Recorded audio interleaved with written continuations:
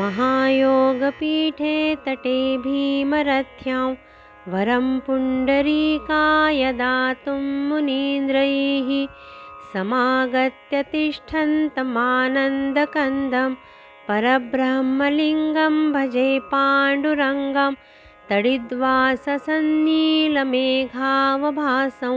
रमामन्दिरं सुन्दरं चित्प्रकाशं वरन्त्विष्टिकायां समन्यस्तपादं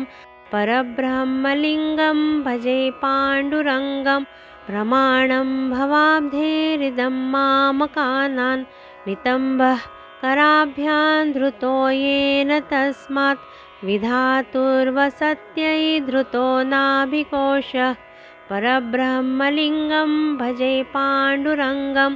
स्फुरत्कौस्तुभालङ्कृतं कण्ठदेशे श्रियाजुष्टकेयूरकं श्रीनिवासं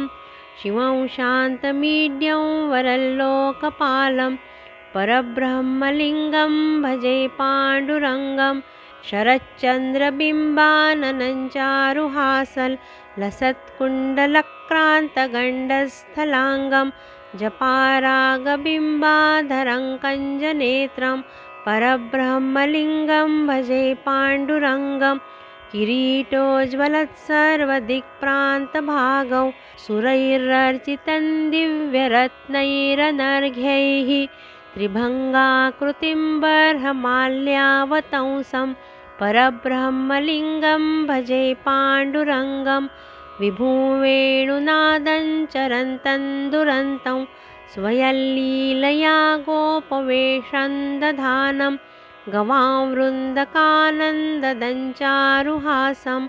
परब्रह्मलिङ्गं भजे पाण्डुरङ्गम् अजं रुक्मिणीप्राणसञ्जीवनन्तं परन्धाम कैवल्यमेकं तुरीयं प्रसन्नं प्रपन्नार्तिहं देवदेवं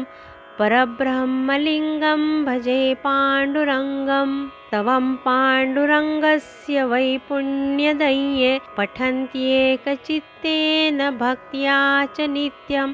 भवाम्भोनिधिं तेऽपि तीर्त्वान्तकाले